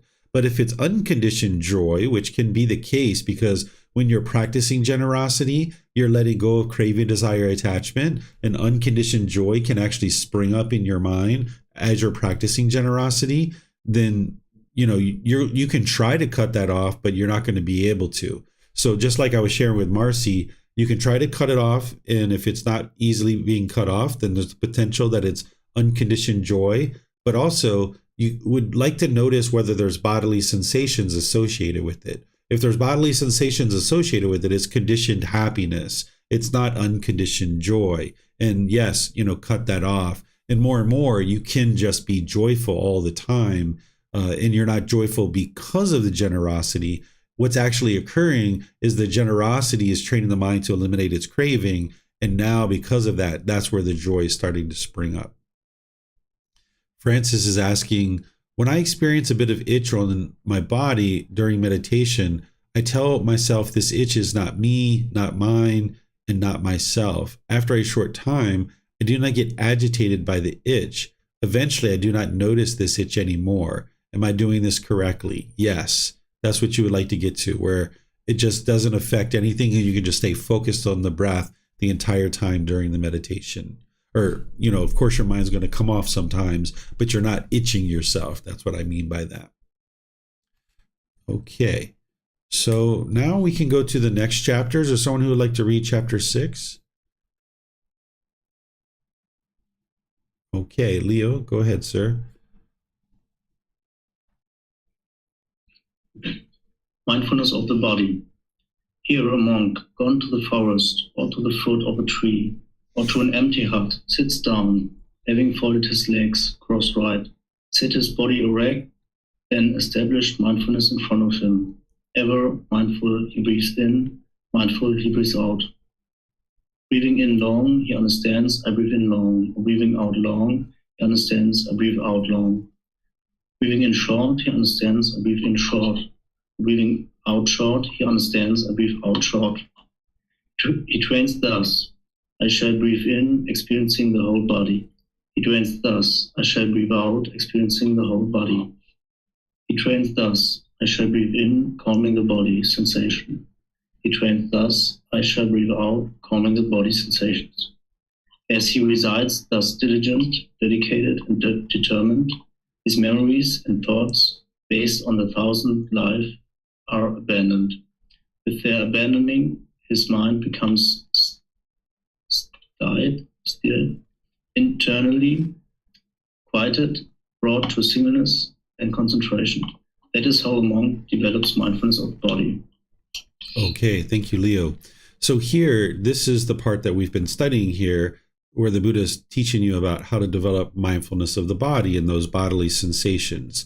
The piece that's being added here that you haven't seen yet is where he's talking about abandoning these thoughts and memories of the household life, because people were leaving behind their household life and coming to join him. So maybe as they're meditating, maybe these thoughts and memories of their family, or maybe they were having sexual encounters when they were in the household life, or maybe there was a certain food that they could always select and that was there for them whenever they wanted it. Maybe these thoughts were coming up in their mind while they were meditating, and the Buddha is teaching you to cut those off and let those go, abandon those, get those out of the mind, not long and yearn for the things of the past. That's the way you should think about this, is that whenever you're noticing the mind longing, yearning for these things of the past, cut that off and let it go. Steady the mind internally, quiet it, bring it to singleness, and concentrate the mind. This is what you'd like to do. When you see your mind wandering around, steady it internally, quiet it, bring it to singleness, and concentrate the mind. Any of those thoughts that are coming up in the mind, abandon those. That's what he's talking about here. By the time you get to enlightenment, you're always going to remember the things that were going on in your life, but you're no longer going to be forming feelings on those things. So if you had really pleasant things happening in your childhood or your early adulthood or what have you, you'll know those things that happen, but you won't be longing, yearning for those things. Or if you had very painful things that were happening in your childhood or your early adulthood, you'll still remember that those things occurred when you get to enlightenment, but your mind won't be forming inner feelings based on that. So you won't have painful feelings now in the present moment based on things that happened in your past. Your mind would have let those things go, but you'll still remember that they've actually occurred. And that's what the Buddha is teaching you to do, is to abandon any kind of holding on to those things so that your mind doesn't form feelings based on it right now in the present moment. Looks like Marcy has a question. Go ahead, ma'am. Teacher David, thank you. So one of the things I noticed in my breathing mindfulness meditation is when the mind becomes aware that the mind has veered off the breathing, it automatically will take a deep breath and then slowly let that breath out and then start to refocus on that breath. Is that something that the mind is doing to cut off that thought, that reaction of that deep breath? Or is that just I'm just doing it intentionally? I don't know if I don't know if I'm asking the correct question here, if you're interested. I'm not understanding 100%. So basically, let me give you an example.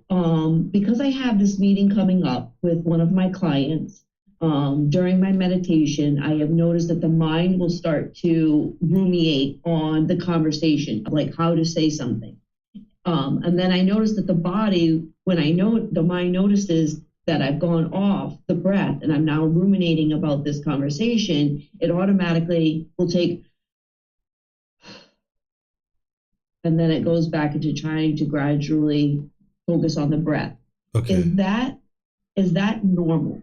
Is that the body or the mind's way of cutting off? Instead of saying cutting it off, it does a physical reaction, I guess. Yeah, there's no harm in doing that. And you might do that for a period of time, and that can help you to release it from the mind. So you don't need to force the mind and the body to do it any other way.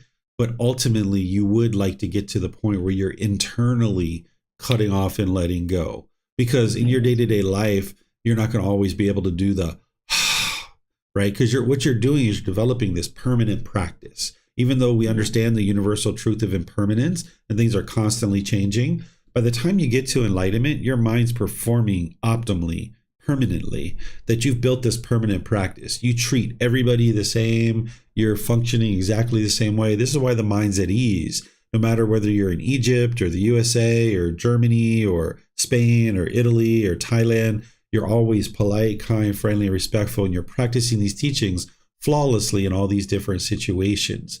And in these situations where, a taxi driver maybe has said, oh, you owe me more money. You didn't give me enough money. You're not interested in, right? So you're not interested in doing that. So if that's what you're doing now, okay. But you would like to get to the point where just internally, you can just be steady and at ease, and you can just quietly cut it off internally within the mind.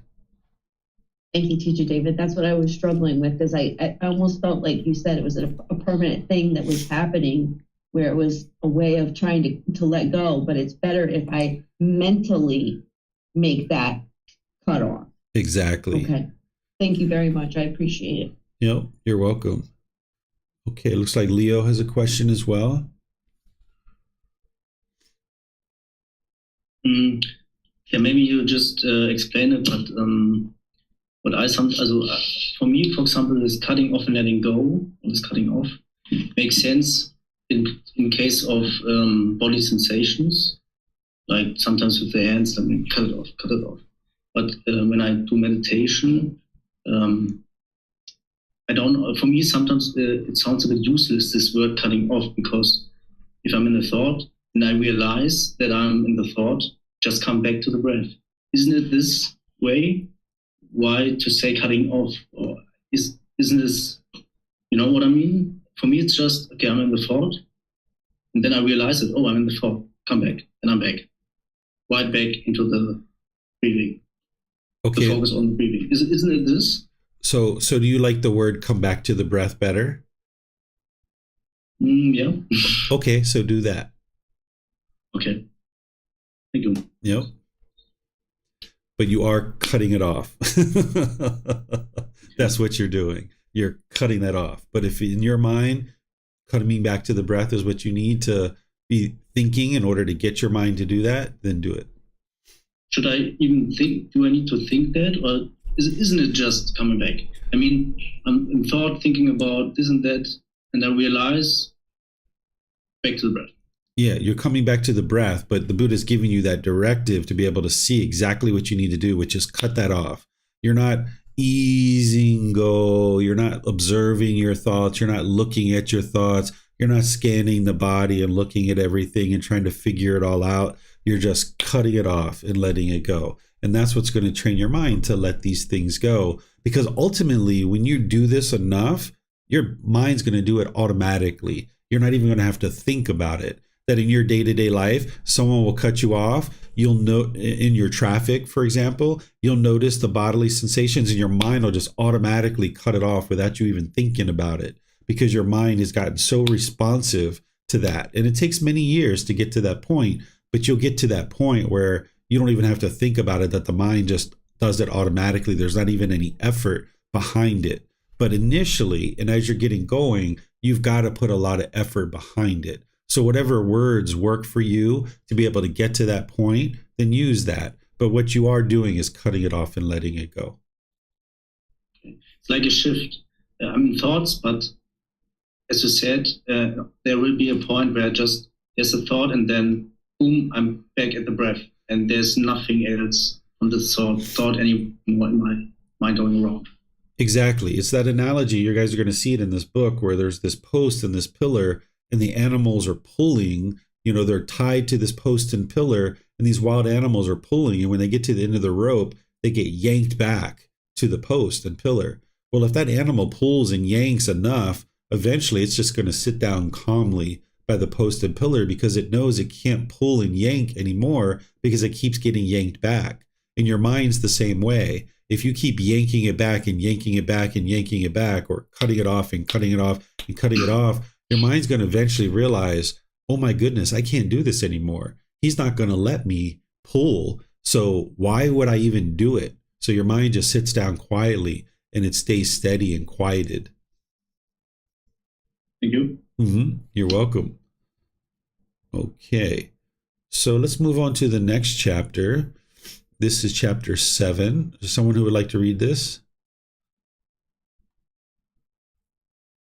Okay, Keely, and then we'll go to Yihang, and then Marcy after that. Got our next 3 lined up. Mindfulness of breathing leads exclusively to Nibbana, enlightenment. Monks, there is one thing that, when developed and cultivated, leads exclusively to liberation, to freedom from strong feelings, to elimination, to peace, to direct knowledge, experience, to enlightenment, to Nibbana. What is that one thing? Mindfulness of breathing.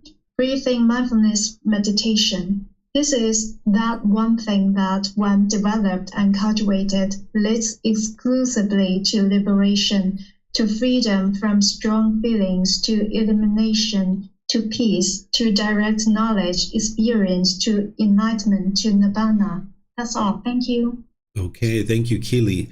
You guys have probably seen me teach this before if you've been in any of the classes where I've taught meditation, because this is where the Buddha is explaining that this meditation leads to just one thing. It leads to enlightenment. That's the whole goal. That's the whole purpose of this meditation. What he's not saying is he's not saying this is the only thing you need to get to enlightenment.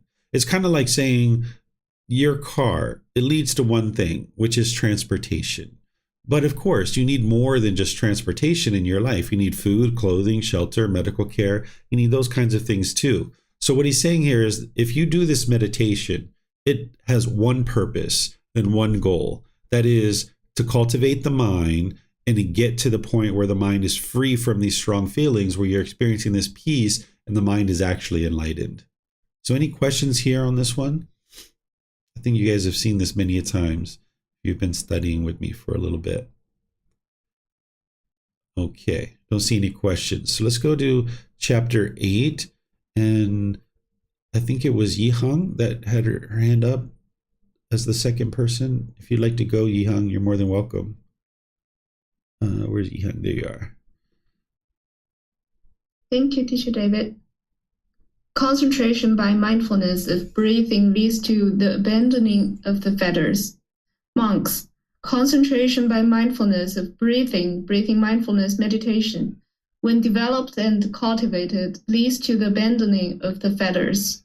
And how, monks, is concentration by mindfulness of breathing developed and cultivated so that it leads to the abandoning of the fetters? Here, monks, a monk having gone to the forest, to the foot of a tree, or to an empty hut, sits down, having folded his legs crosswise, straightened his body, and set up mindfulness in front of him. Just mindful he breathes in, mindful he breathes out. Breathing in long, he knows, I breathe in long. Or breathing out long, he knows, I breathe out long. Breathing in short, he knows, I breathe in short. Or breathing out short, he knows, I breathe out short. He trains thus, experiencing the whole body. Repeat as at chapter 1. He trains thus, reflecting on letting go, I will breathe in. He trains thus, reflecting on letting go, I will breathe out. It is in this way, monks, that concentration by mindfulness of breathing, when developed and cultivated, so that it leads to abandoning of the fetters. Thank you. Okay, thank you, Yihang. So again, as we were just talking, the breathing mindfulness meditation is cultivating mindfulness or awareness of mind. It's cultivating concentration, and it's helping you to have that ability to cut off and let go internally within the mind. So that now in day-to-day life, whenever there's any unwholesome qualities that are arising, you can cut it off and let it go.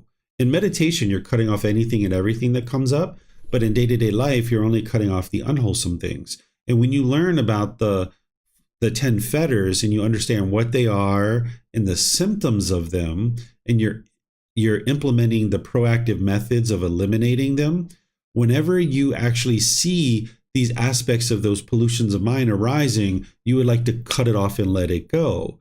That's how breathing mindfulness meditation leads to the elimination of the fetters, that whenever you see that arising, you cut it off and let it go. But you need to know what the fetters are, you need to know what the symptoms of them are, and you need to have been practicing breathing mindfulness meditation to build that ability to cut off and let go. And now you'll be able to cut this off. And the way that I think about this is I think about it like a wild bush. If you have this wild bush that's growing and growing and growing, well, if you've been training in breathing mindfulness meditation, when you see the symptoms of these fetters, you cut it back, right? And you've cut that wild bush back a little bit. But now it's going to grow a little bit more. And then you cut it back some more. And then it grows a little bit more. And you cut it back some more and it grows a little bit more. And you cut it back some more and it grows a little bit. Eventually, you're going to get down there in the roots and you're going to uproot this wild bush. And you've cut it back so far that you've now gotten down to the roots and you can uproot it out of your mind. And now that fetter is completely gone and it won't arise any longer in your mind. So while we say cut it off and let it go, it's really cut it off and cut it off and cut it off and cut it off and cut it off and cut it off and cut it off and cut it off and cut it off. And eventually your mind will let it go over multiple months and years for some of these fetters. Some simple cravings that you have in your mind, you can let those go in a matter of seconds. But some deeper ones, like maybe like you're attached to your mom, or maybe another relationship, or maybe a certain possession of yours, like a house or something like that, or a car, you might have some really deep attachments here. You might have some really deeply held things, like something like sexual activity usually takes a lot for the mind to be willing and interested and able to eliminate that. That can take multiple years. Someone has to go through a certain life cycle and experience that enough. Or maybe something like a certain relationship, or maybe conceit, like arrogance and pride. Maybe you have to really work at that for multiple years before your mind actually lets it go. So that's why there's this consistent, frequent training of 2 or 3 times a day for 30 minutes or more to get to the point where you've developed internally the mindfulness and awareness of mind, to then have the concentration to now focus the mind, not only in meditation, but in your day-to-day life, to be able to have that mindfulness and that concentration to now see these unwholesome qualities arising, and then to be able to cut it off and let it go. And if you're consistently training like this with meditation, you'll be able to cut it off and let it go in day-to-day life. But understand that this takes gradual training, gradual practice, and gradual progress. So let me know what questions you guys have here, where the Buddha's connecting breathing mindfulness meditation to showing you how it's going to help to eliminate the fetters in the mind. You wouldn't be able to eliminate those unwholesome qualities without breathing mindfulness meditation. Okay, I'm not seeing any questions anywhere. So let me just say something here to wrap this up. Of course, we have some more chapters here, but just to wrap this chapter up, this is chapter 8, is one of the ways to think about meditation is that in your meditation, you're developing certain wholesome qualities of mind that you're then going to be able to use in your day-to-day life. It's like taking your mind to the gym and exercising the mind. And now when you build those qualities, you can use those qualities in your day-to-day life. Just like if you went to the gym and your muscles became very strong, when your friend asks you like, hey, can you move this couch? You'd be like, sure, I can help you move that couch, no problem, right? Because you know that you've been working out and the body's fit. So it's the same thing that if you've been exercising your mind in meditation to have mindfulness and concentration and cut off and let go, now in day-to-day life, you can use those qualities to cut off and let go. So this is the full-time job, Samantha, that is you're working on throughout not only your meditation, but in your day-to-day life, applying these qualities that you developed in your meditation to now transform the mind during your day-to-day life. Okay, so let's go to chapter 9. Let's see.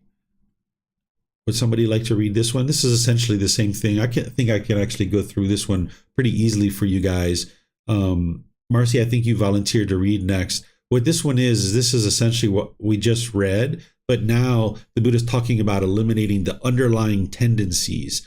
These are like uprooting the craving, anger, and ignorance. Those are the underlying tendencies that he's talking about. But also, as you're making your way to the 3rd stage of enlightenment, you'll tend to have these little tics. You might have these things where you like pull your ear every once in a while. Or like for me, I used to always adjust my nose because my nose has been broken a couple of times. And there's like this little satisfying, like the cartilage in my nose will kind of like crack, right? And you have these little underlying tendencies. When he talks about underlying tendencies, he's typically referring to craving, anger, and ignorance. You'll see him talk about this. But there's also these little underlying kind of little craving and clinging that your mind does, these little tiny things, these repetitive movements that you might notice because your mind's just kind of overactive and busy. And this is going to help you. The breathing mindfulness meditation is going to help you to develop concentration and mindfulness to be aware of these things and then cut them off and let them go. And it's essentially the same exact chapter that we just read, but he's just prefacing it a different way and he's just ending it a different way, saying, hey, this is not only helping you to eliminate the fetters, it's helping you to eliminate these underlying tendencies as well. Okay, so now let's see what chapter 10 is.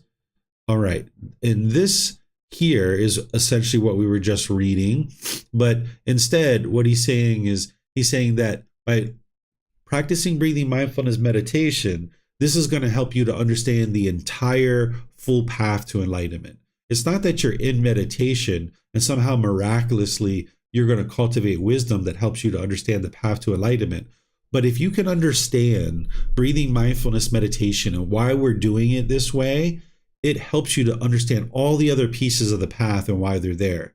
It's somewhat frequent that people question me about breathing mindfulness meditation because they've been taught all these different ways and all these different places that they go to. But this is because in these other places, they're not understanding the ultimate goal is to eliminate the conditioned feelings. And in order to do that, you need the 4 foundations of mindfulness, and you be able to cut off and let go anytime the mind is trying to perform or anytime the mind is trying to form a conditioned feeling. You would like to cut that off and let it go and not allow the mind to do this. So this is why the breathing mindfulness meditation helps you to be able to understand the entire path, because you can understand every single factor on the Eightfold Path is helping you to eliminate craving, desire, attachment in some way. And that's what breathing mindfulness meditation is helping you to do. So you can kind of see this tying together of all the teachings, that it's all leading to the same thing, which is the underlying cravings, desires, attachment, the longing, the yearning. You're trying to transform the mind to no longer form its inner feelings based on these external things. So that's why when you're learning things like sometimes people teach you to do counting during meditation, or sometimes people teach you to look at your thoughts, observe your thoughts, invite your thoughts in, look at them, evaluate them. Sometimes people teach you to do body scanning, where you're looking all over the body at all these different things. It's not getting you to the point where you're cutting off and letting go. That's what's going to eliminate the cravings in the mind. In all of those types of situations and others, the mind is just holding on and holding on and holding on. And that's why the mind isn't getting to enlightenment in these other communities where they're being taught this way, because the mind's still holding on. It hasn't trained to let go and cut off.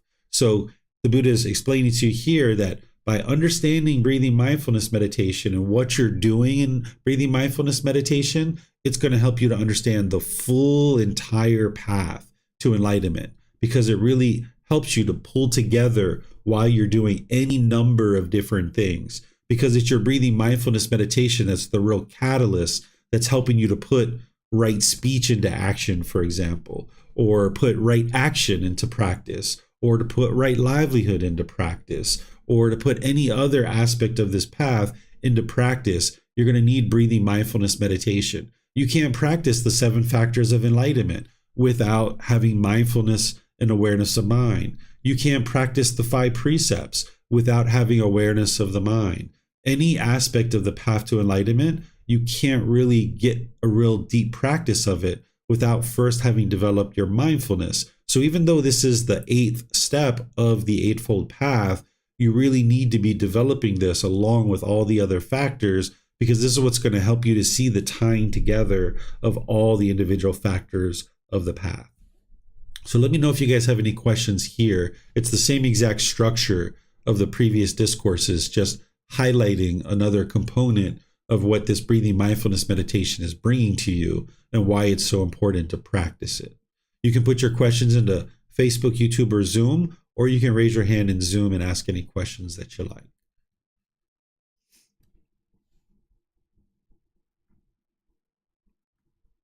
Okay, I'm not seeing any questions anywhere. So what I'm going to do is just end class by thanking all of you for coming to class today.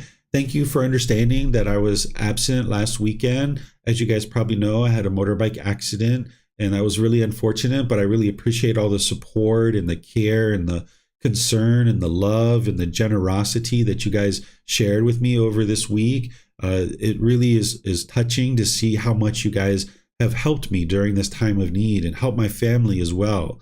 There's been many students that have been reaching out and helping us in so many different ways. And I just would like to pause here at the end of class and let you know that if you've helped me in any way at any time during your tenure as a student with me, I really appreciate your generosity and your care and your concern, and particularly during this time right now, because being away and being in the hospital, it takes me out of my normal schedule. And we had this problem where I never had the income to be able to afford a car, and now I have a car and I have safe transportation thanks to the good-hearted nature of all of you guys that have supported me and helped me to be able to accomplish this.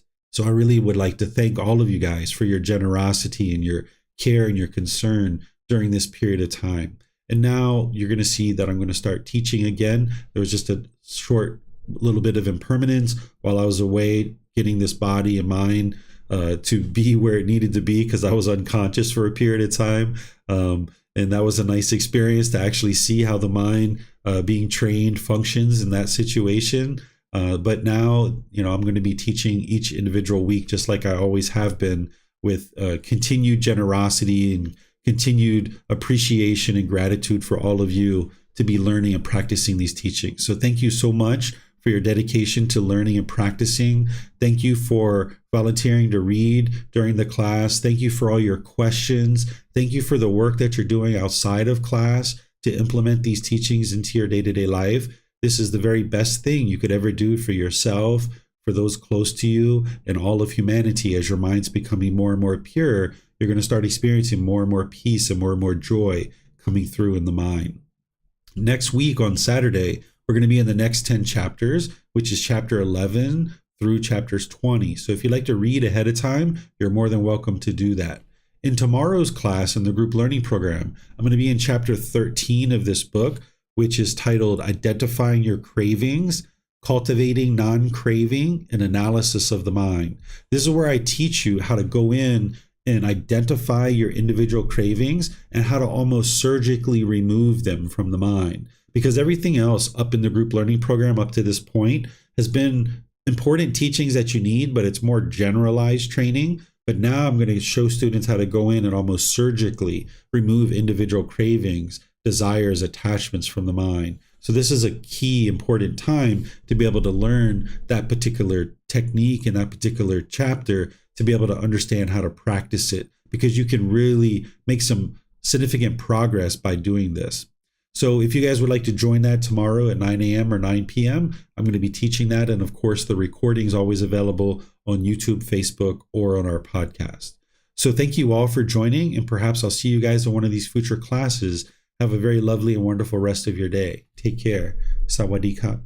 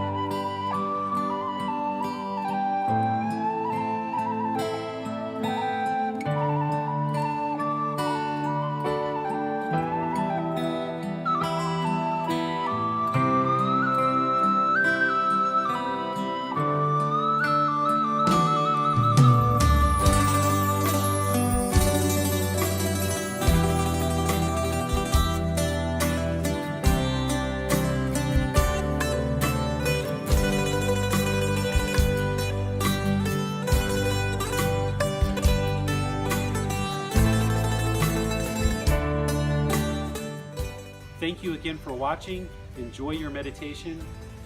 Look forward to seeing you online and answering any questions that you might have. Thank you so much.